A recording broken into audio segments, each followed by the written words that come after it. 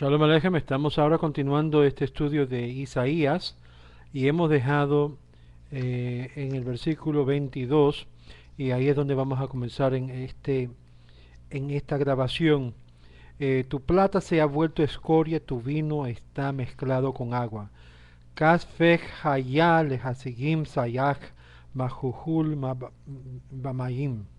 Ellos hacen las monedas con cobre y lo plateaban la moneda con plata con el fin de engañarlos.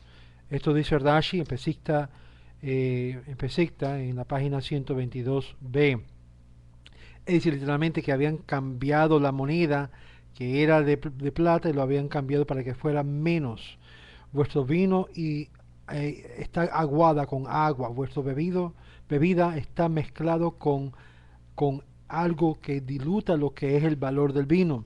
Esto también es declarado por Pesicta de Rashi. Rashi declara que estos siendo las monedas fueron conocidos como monedas falsas porque había un peso que habían falsificado y los vendedores del vino dilutaba lo que era el vino para evitar siendo esto engañado. Eso parecía que estaban vendiendo 100% vino y no era aguada.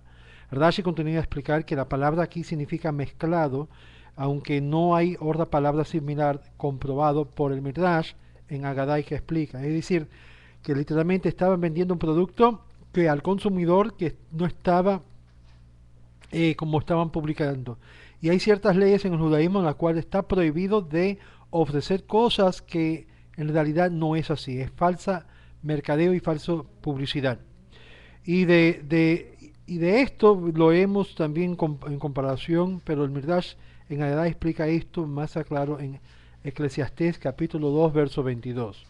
De risa yo dije, hace uno loco, mijolal, que significa que está confuso o mezclado, que como si le están cogiendo como de bobo. Ibn Ezra explica esto como figurativamente, como describiendo a los jueces, que los jueces sobresalientes eran realmente inferiores.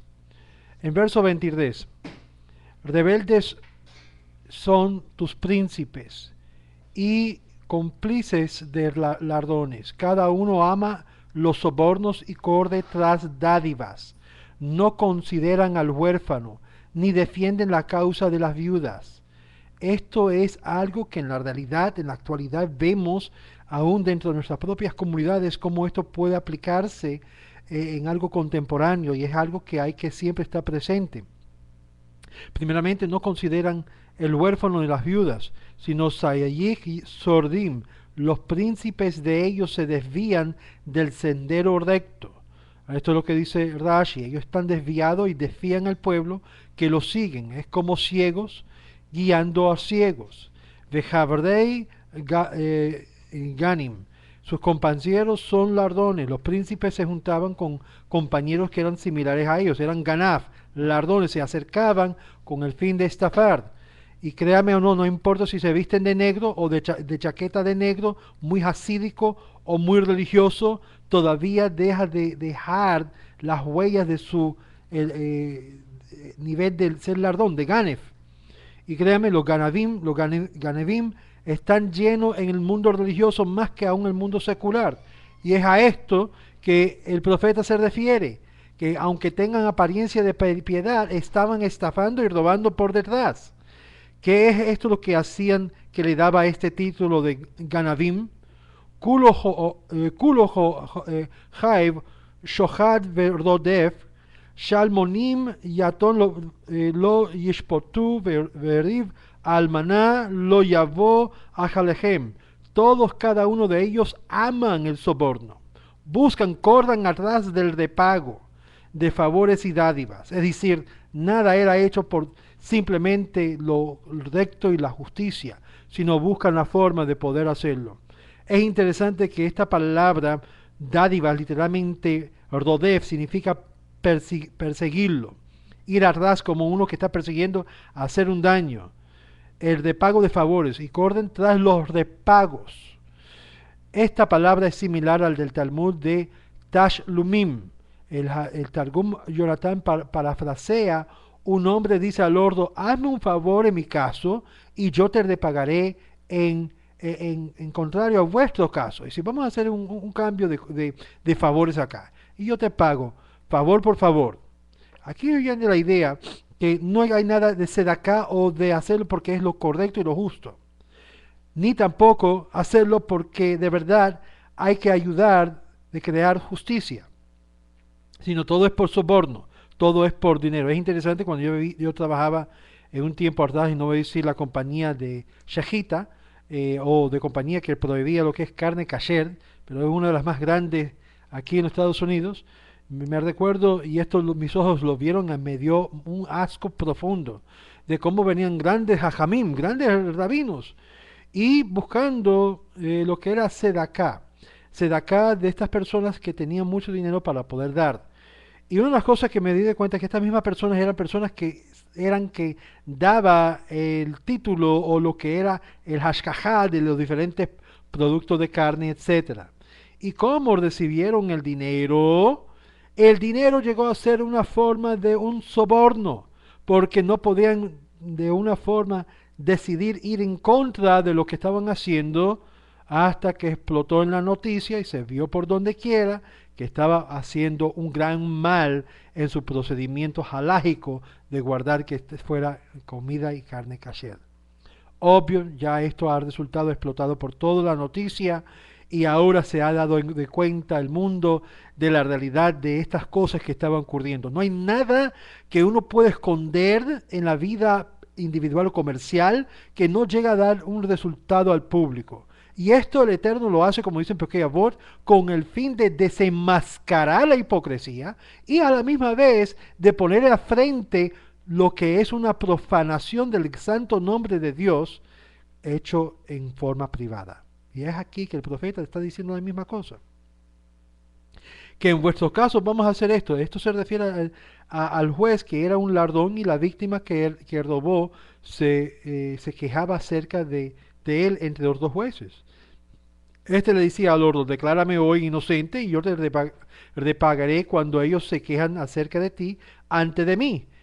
Y yo te declararé a ti inocente. Esto es el significado de lo que es la palabra rodef, perseguir tras pagos o pagados.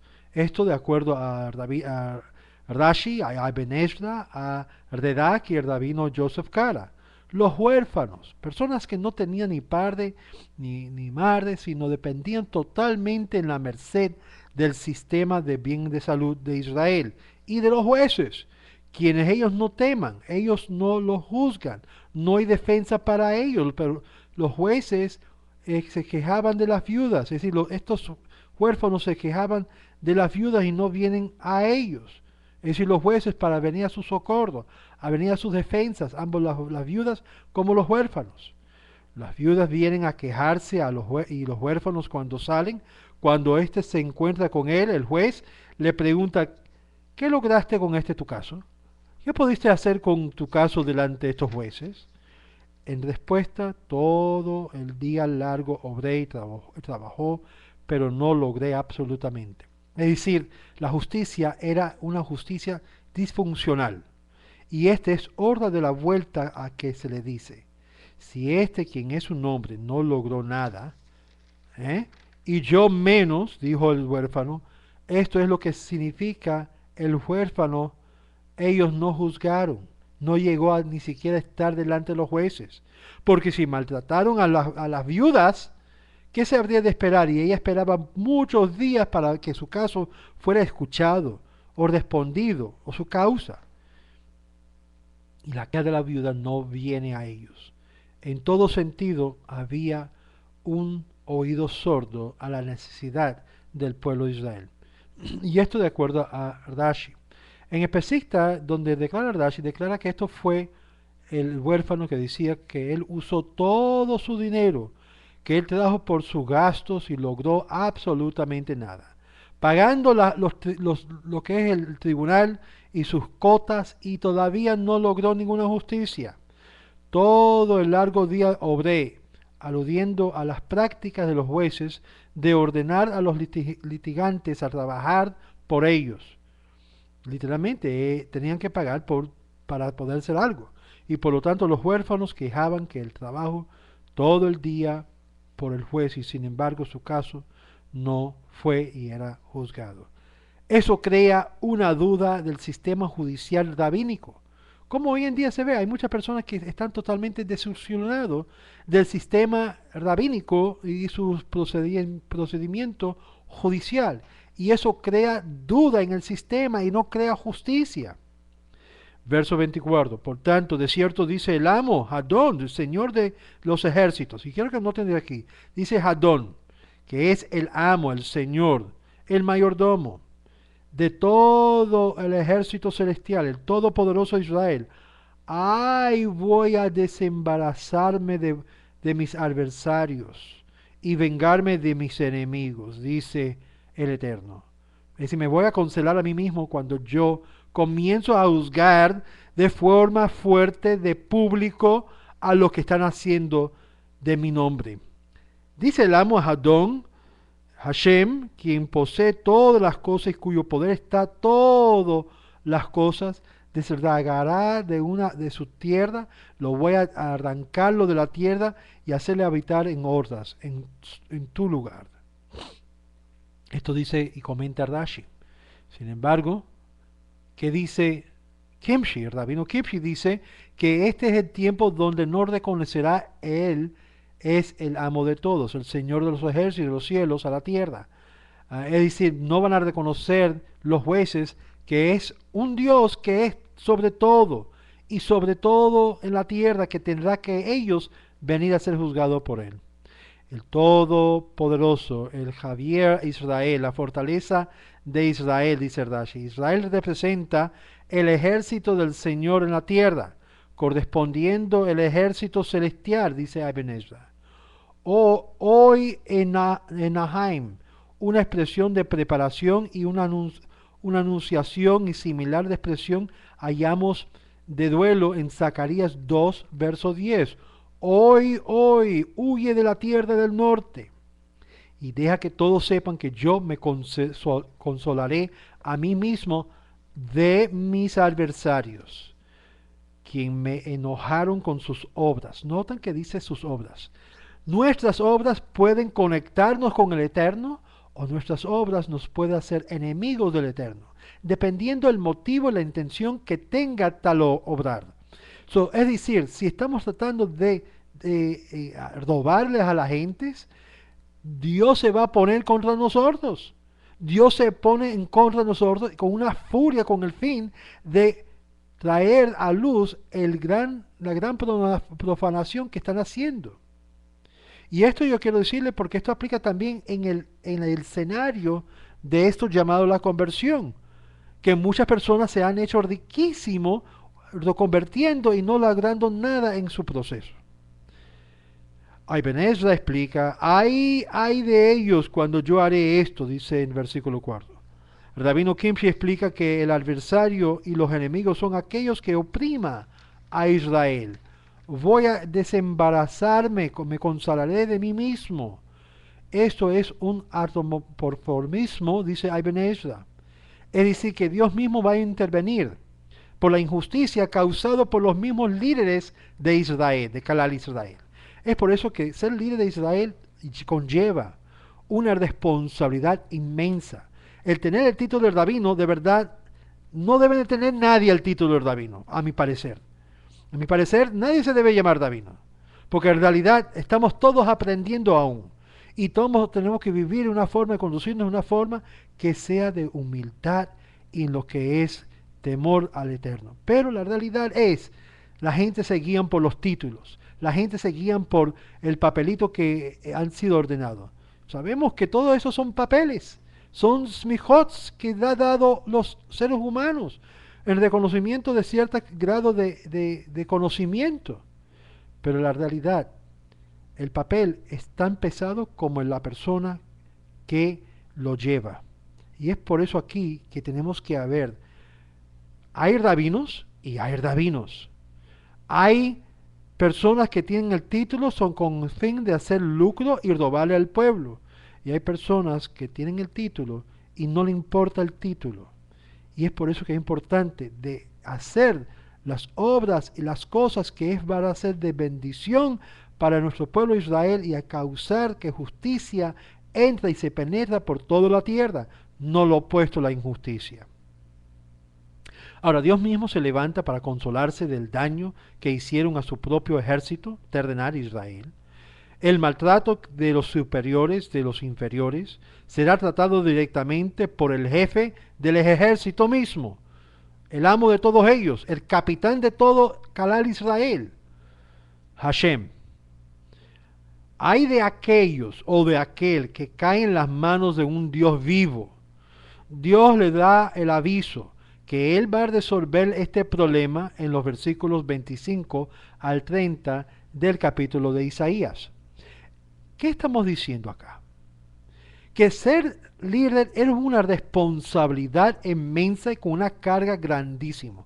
Aquellos que están en Latinoamérica, que hemos hecho un compromiso con ustedes de ayudarles en todo el proceso y en el proceso de aún ser líderes de sus comunidades de acuerdo a las halajá y como rabinos en el mundo ortodoxo. Quiero que ustedes sepan, ser líder es de verdad tener una responsabilidad mayor sobre la comunidad, no para que sean los dueños de la comunidad, sino sea el ejemplo de la comunidad, de ser en sí la vasija o el instrumento para dirigirlo a lo que es la santidad de la comunidad y más cercanía a Dios. Y es por esto que tenemos un gran problema en toda Latinoamérica. Toda Latinoamérica, en particularmente en las comunidades judías, la mayoría viven como si no hay ninguna consecuencias por sus acciones.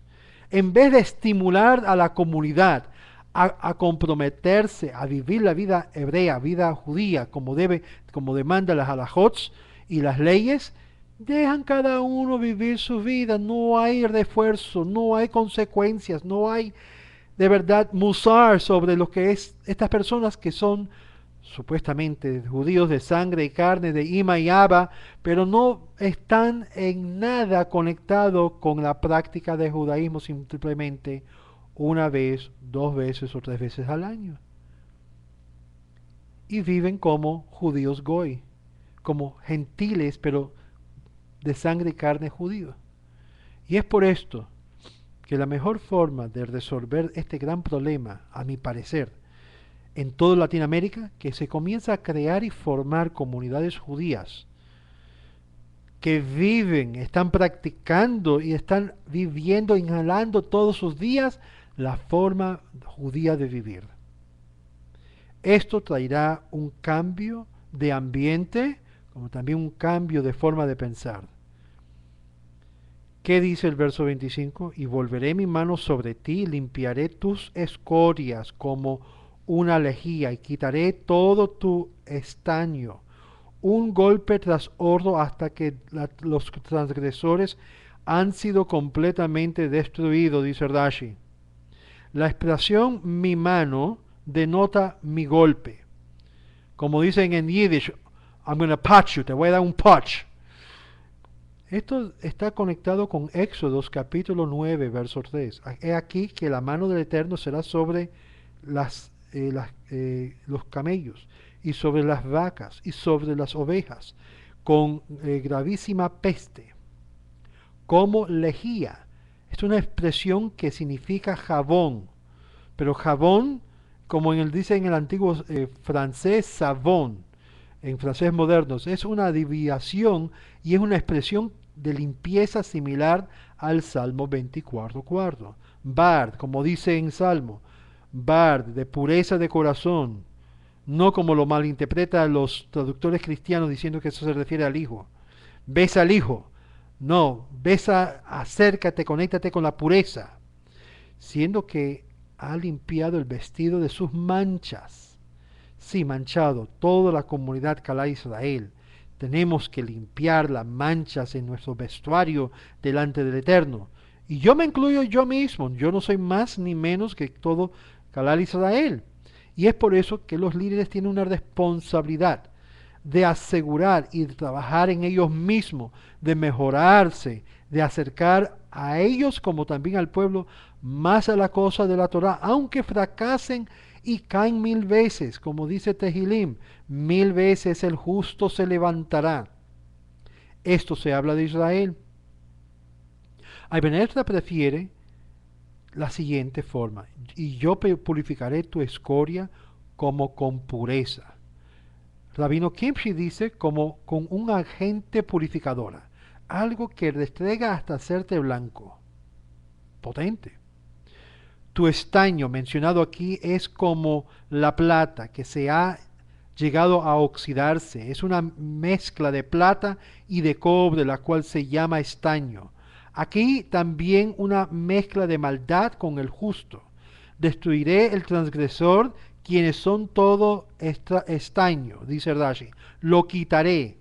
Significa remover de entre los justos los malvados, que son llamados aquí bedil, estaño, dice Rashi. ¿Sabes lo que esto implica? Que Dios sabe quién está obrando bien y Dios sabe quién está obrando mal. A mí me sucedió una vez cuando fui a visitar a Costa Rica, muchos de ustedes ya saben, que se había acercado a nuestra organización una persona de forma, la mejor forma de decirlo es un depravado, una persona, un ganef profesional, pero vestido en lo que es vestuario hasídico de Chabad. La gente de Chabad me dijeron que no está envuelto con Chabad, pero no importa. Él dice que era. El asunto es lo siguiente: se acercó con el fin de tumbar miles de dólares de inocentes estudiantes usando el nombre de nuestra organización. Y como resultado fuimos afectados negativamente por ese daño hasta que pudimos finalmente, Baruch Hashem, demostrar públicamente qué realmente estaba sucediendo. Y el Eterno mismo intervino de formas milagrosas causando castigo sobre esa persona y sigue siendo castigado esa persona y tiene sobre él una maldición, no de mi parte, sino del Eterno mismo y todos los que él ha robado y estafado. La maldición le vino encima y le seguirá donde quiera, a cualquier país que él huye. ¿Por qué?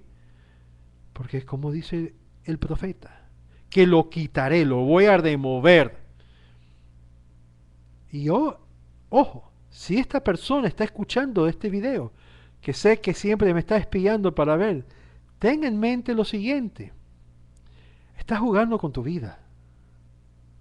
Con el Eterno, en las cosas sagradas del Eterno no se juega. Y yo te estoy dando un aviso que estás poniendo tu propia vida espiritual y de aquí entre Calar Israel en riesgo, y muy pronto será cortada ese hilo. Caret, has hecho gran daño a Calal Israel.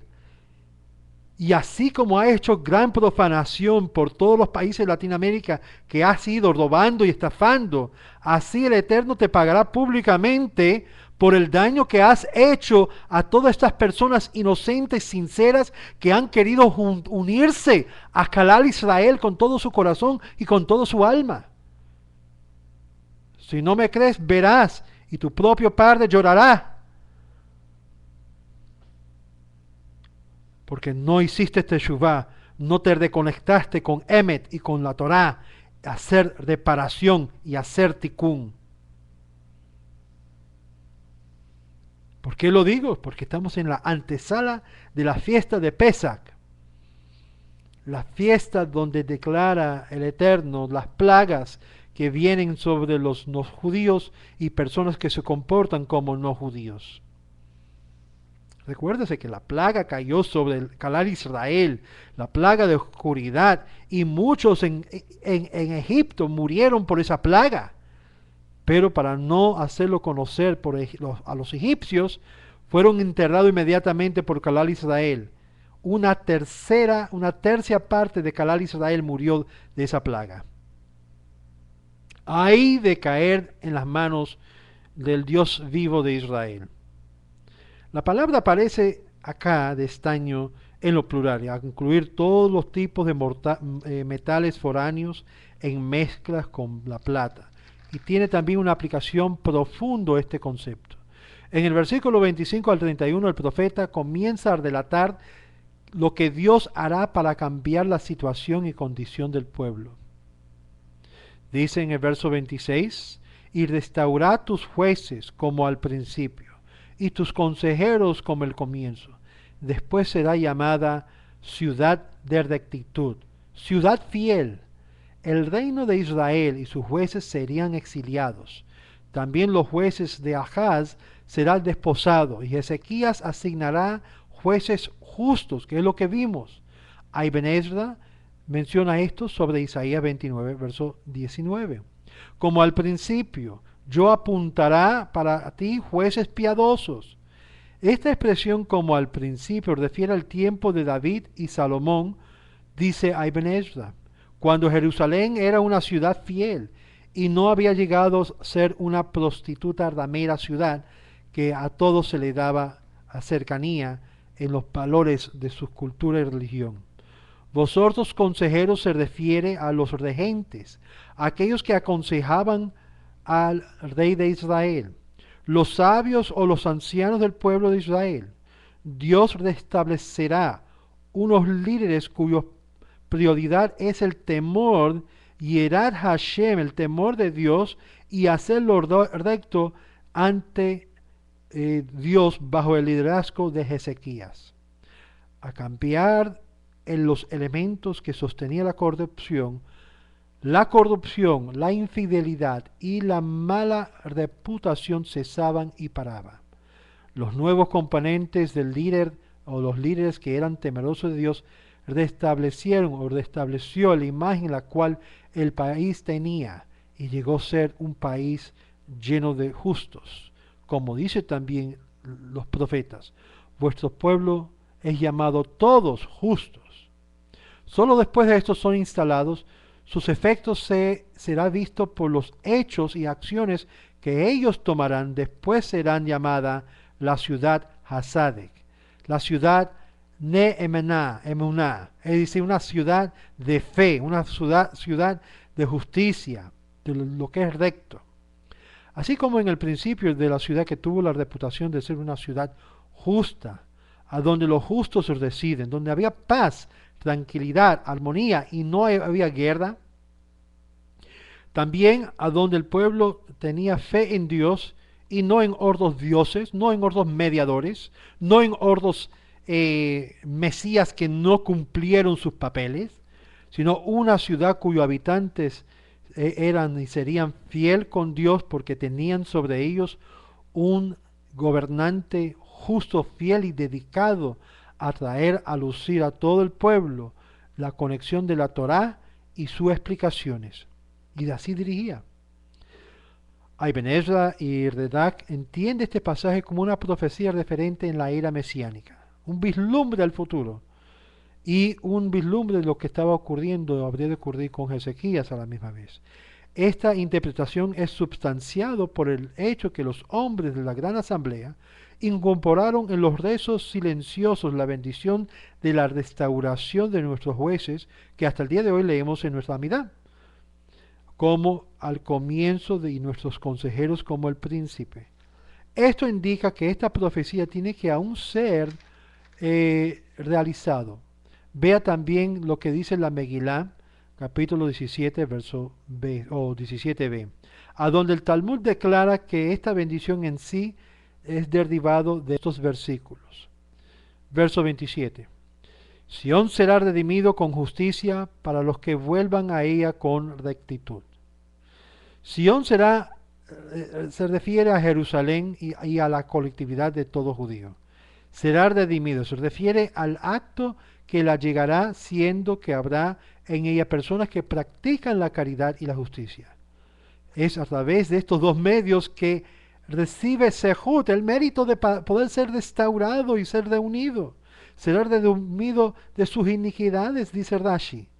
Ibn Ezra interpreta este versículo como refiriéndose a la amenaza de Sennacherib en su conquista de Jerusalén. Por practicando justicia, ellos serán redimidos de sus manos. Y a los que vuelvan, estos son aquellos que son penitentes y arrepentidos. Entre ellos, estos son que habían apartado la envidia y se habían apartado todo, y las palabras de las escrituras, se habían apegado a ellas. Ibn Ezra también explica que esto es en el sentido de arrepentimiento. Se habían conectado con el Eterno y el Eterno solo. no con mediadores. A través de sedaca y justicia, ellos se salvaron de sus responsabilidades. A través de caridad se hacen justos. Y el otro elemento es la rectitud, que regresan con rectitud en sus medios, es decir, que actuaban justamente en su día cotidiana. Pero ahí no termina. Verso 28. Porque obviamente hay personas dentro del pueblo que hacen una influencia no para el bueno, sino para lo malo. Pero dice el verso 28. Pero la destrucción de los transgresores y de los malvados irán juntas, y los que abandonan al Eterno serán consumidos, porque todo esto expresión es el reprobo a todos ellos. Ellos se rebelaron contra mí, dice el verso 2. Naciones pecaminosas, ellos abandonaron al Eterno, dice el verso 4. Transgresores, aquí se refiere a rebeldes. Rebeldes y sectarianos, aquellos que adoraron a ídolos y a seres humanos como Dios. Rashi. Malvados, se refiere a pecadores apóstatas, culpables de estos pecados. Ahora, yo quiero hablar de esto porque nuestra organización tiene como algo fundamental, claramente dirigiéndonos a lo que era el menú del primer siglo. Y estos del menú, en particular, era un desvío de lo que eran las enseñanzas sanas del judaísmo, la cual también lo replica el Rambam. Pero cuando se desvía de ese patrón y se comienza a decir que ya vino el Mashiach, no importa quién es el candidato, y comienzan a promover sin justificación que tal persona es el Mashiach, nombrándolo por donde quiera, recaen sobre el mismo error que nos dicen los sabios en el Talmud Sanhedrin, donde dice claramente que este es el minut, que es el Ma'amim Netzarim, es decir, las creencias de los Netzarim. ¿Qué eran las creencias de Netzarim? Yo he hablado sobre esto anteriormente en lo que habla acerca de las 15 condiciones antes del fin del mundo, donde habría estar presente en el mundo judío, fíjate, mundo no judío, no el mundo goy, no el mundo gentil, el mundo judío, lo que es una desviación dentro del mundo ortodoxo en aceptar a una persona como Mashiach cuando en realidad no lo es, y decir que ya el Mashiach vino y que apareció y desapareció y reaparecerá por segunda vez. Y citan Daniel capítulo 12 basando en lo que dice Rashi. Pero lo que ellos se olvidan es que cuando Rashi dice esto se refiere a un candidato que está físicamente vivo aquí en la tierra, no que se ha apartado por la muerte o fue matado. Y es aquí que hay que entender claramente que Rashi se refería al mismo proceder que Moshe Rabbeinu, que apareció al pueblo. Entonces cuando dijo las palabras que mató el egipcio con la palabra de su boca, tuvo que huir de Egipto porque el Calal Israel estaba envuelto en algo no muy sano, tuvo que huir. Y ahí bajo las tiendas de Yetro, ahí fue que cuando vio el árbol, la zarza que ardía, el Eterno lo llamó de nuevo a que volviera a Calal Israel que estaba en Egipto para ser declarado el Redentor de Israel en ese momento. Pero en ninguna forma hallamos, aún basado en Daniel 12, que el profeta Daniel nos indica que tiene que morir y luego resucitar. Esto fue algo y parte de la herejía que surgió con los primeros discípulos del tal Yehoshua HaNazaret, la cual es la herejía, el minut. Eso además de otras cosas, que no voy a entrar en esto, pero creo que debe de conocer esto porque estamos hablando que muchos han tratado en nuestra época judía de tratar de establecer la profecía y en sí llegan a ser los rebeldes, los que menciona aquí Isaías, los rebeldes que quieren establecer a través de sectas y divisiones, grupos paralelos al judaísmo ortodoxo que el Eterno había establecido como lo válido. Y comienzan a adorar al hombre más que a Dios. Es poner en alto la referencia de un potencial rey de Israel, cuando todavía no se ha logrado nada. Nada. No se cumplió nada, nada en absoluto en cuanto a las profecías que está supuesto ocurrir. Ahora, ¿qué dice? Juntos, un ejemplo ambos de transgresión como malvado, serán destruidos dejando ningún sobreviviente. Es por eso aquellos que saben un poquito lo que era la Biblia cristiana, que supuestamente se narra ahí la historia en el libro de Hechos, de un tal, el tal Jajam Gamaliel, un gran sabio del pueblo, que cuando le presentaron a estos, los saduceos, a la gran asamblea, supuestamente, no se sabe si esto es que realmente sucedió o simplemente lo narra en la Biblia cristiana con el fin de que reciben apoyo, pero algo interesante, habían tres cosas que Gamaliel, argumentando en favor de este grupo, porque al fin y al cabo ese grupo también era fariseico, era hasídico en sus conceptos, va a fallar. Número uno, si este movimiento era de Dios, dice, te vas a encontrar enfrentando al Eterno. Número dos, déjalo quieto, porque anteriormente en la historia nuestra surgieron otros potenciales Mashiach diciendo que eran algo y su fin era muy claro. ¿Qué fue su fin? Fueron totalmente matados, perseguidos por Roma y luego dispersados por todo el mundo y su movimiento llegó a ser nada. Se deshizo. Y es interesante que las palabras, si lo vamos a ver de esta perspectiva, las palabras de Gamaliel fue cumplido en el hecho de que en el año 135 la dinastía de Yehoshua como Jacob y todos los descendientes judíos, sobre todo el movimiento nezarí, cesó, terminó, ya no existió, hubo lo que se llama una desconexión, porque todos fueron matados a espada, fue todo exiliado y corrido y perseguido, así como dice, eso es el fin de los rebeldes entre el pueblo. Y esto es lo que Gamaliel se estaba apoyando de esto del pasuk de Isaías. Sobre esto entendemos claramente que la realidad es que hay personas que surgen de la comunidad con el fin de mostrar e incitar lo que es una rebeldía contra el Eterno. Es por eso que los Jajam y los rabinos dicen claramente que hay un proceder, lo mismo Rambam lo declara claramente, el proceder de conocer el Mashiach. Para nosotros es muy claro, cuando el Mashiach se presenta, todo el mundo va a saber sin duda, este es el Mashiach. Hasta el momento, hasta el año 57-71, el Mashiach aún no ha llegado, aunque deseamos que venga ya.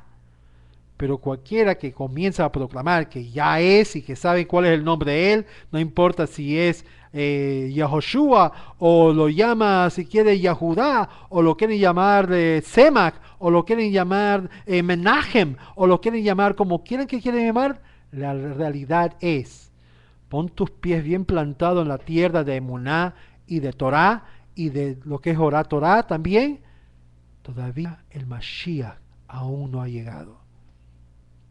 No le den esa vuelta doble veces, ni te dejes de convencer por grupos muy piadosos y religiosos de esa posición, porque son todos dentro de la columna que yo digo y yo entiendo como menut, que tiene que surgir, que tiene que llenar el mundo entero, como dice el Talmud Sanhedrin, desde la planta de los pies hasta la cabeza, hasta que totalmente está saturado esa doctrina o enseñanza de Menut, de los originales Netzarim. Y créame, Chabad, este movimiento meshejista de Chabad, no son originales en esto.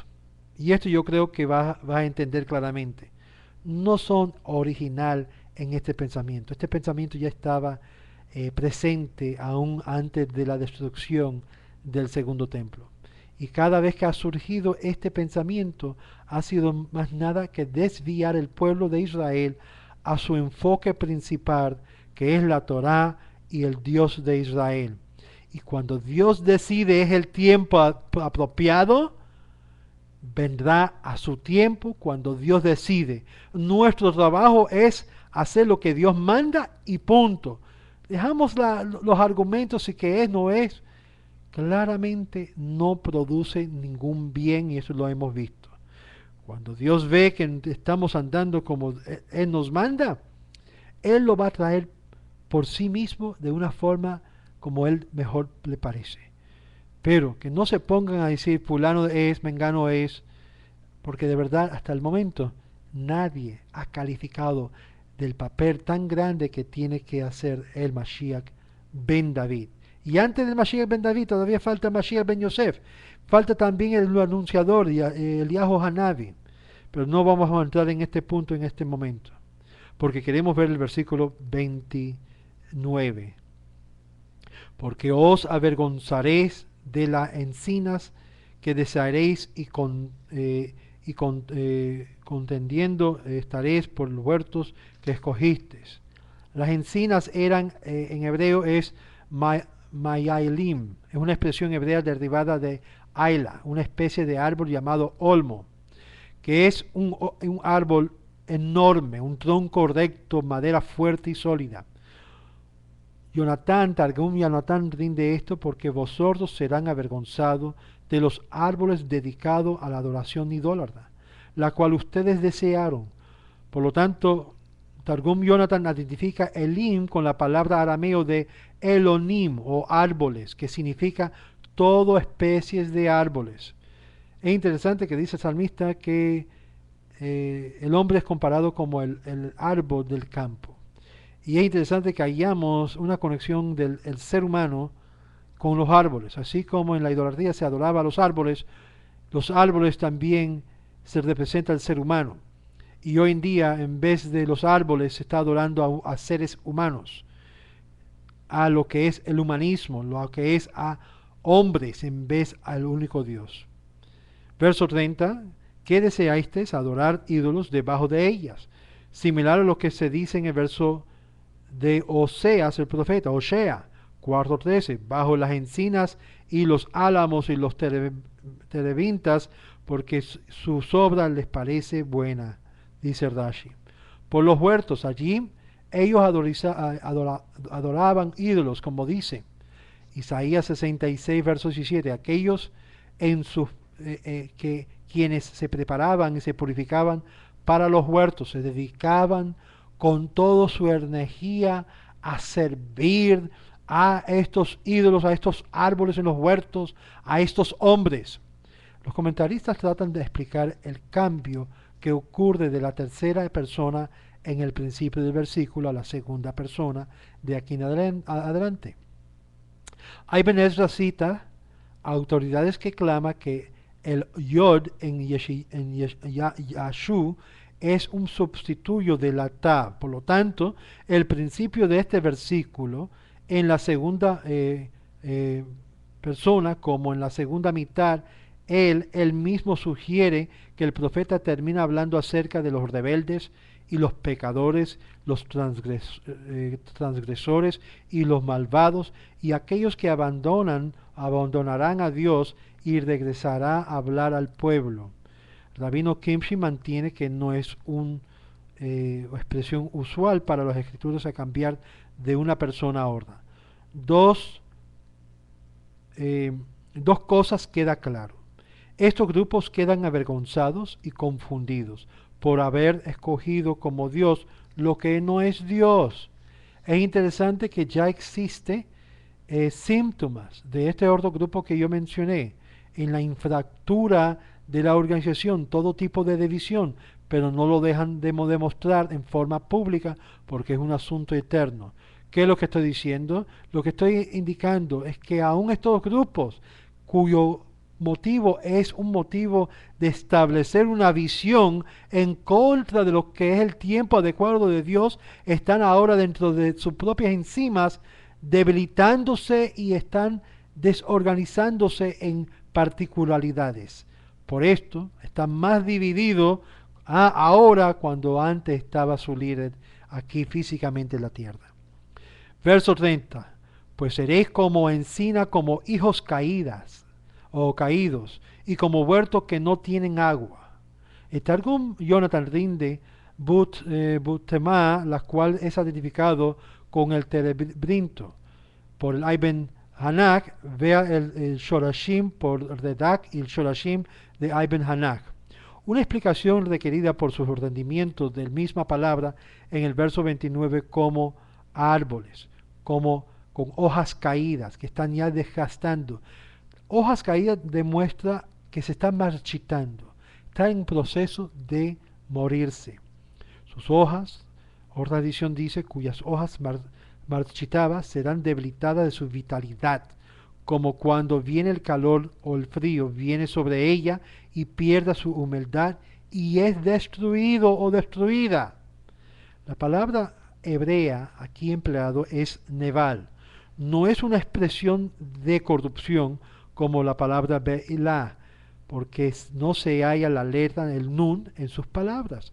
Pero neval es una expresión de algo que llega a fatigarse y su fortaleza es cortada o la cortan.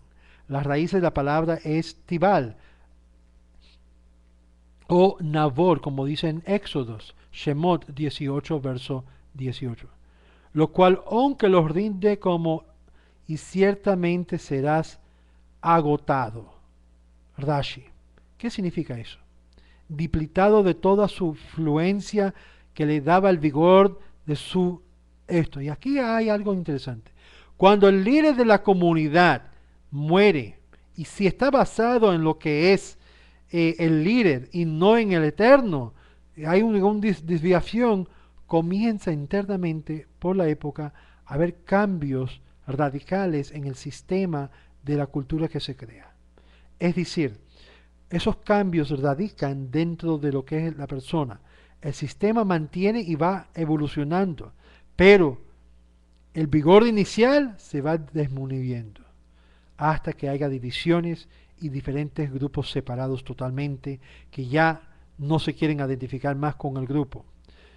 Esto es lo que pasó con los Nezaritim del primer siglo hasta el llegó que no hubo más grupos.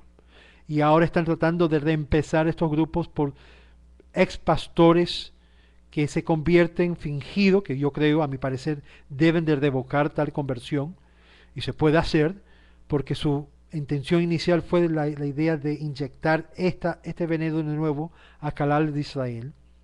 Pero yo no tengo la única voz en esto, tiene que reunirse varios rabinos sobre esto. Igual lo que estamos pasando con esta nueva fenómeno. No tiene agua para aguar su semilla a las cosas las cuales ellos pecan y compara esto a sus castigos. Esto es lo que dice Rashi acerca del huerto. Bueno, verso 31. Y el fuerte será como el estope y sus obras como una chispa y ambos se quemarán juntos y nadie apagará el fuego. Su fuerza, verso 31, con las cuales ellos toman del pobre por fuerza y le roban y hacen fuerte con el dinero. Aquel dinero será como una tela seca, la cual reinarán en el lirio, conmovido de su lugar, la cual es fácilmente se enciende por el fuego, es decir, una tela seca. Dice Rashi, su obra es, aunque amasa su poder para hacer, será como una chispa de fuego, y que será la acción necesaria para quemarlos todos. Esto es algo potente, potente, potente, potente. Ahora, vamos a parar aquí, porque hemos cubierto esto, y en la próxima vamos a tocar el capítulo 2 de Isaías, que son profecías, nabúa, del periodo mesiánico y el día de juicio. Mantente informado de los caminos de Israel y esta serie de el Sefer Yeshayahu que estamos haciendo conocer por este medio. Les deseo a cada uno de ustedes un shalom y recuérdase, usted puede ser parte de lo que estamos haciendo en creando una red de educación por medio del internet y en persona. Puedes contribuir, puedes ser un socio en su contribución, su sedaká y así de esta forma participar en extender lo que estamos haciendo. Puedes ir a Radio Torah, ahí mismo hay un botón que dice Done y puede escuchar más clases, no solamente de su servidor, sino de varios ordotavinos por todo el mundo, del mundo latino. Sea parte de los caminos de Israel, conéctase, infórmase, edúcase, y así podemos ir adelante y esperar muy pronto que ya venga el Mashiach, el Emet Mashiach, no ordo que dicen, sino el Emet Mashiach, y así ser restaurado todo Calal Israel en su nivel apropiado. Shalom Aleichem a usted y todos suyos. Shalom.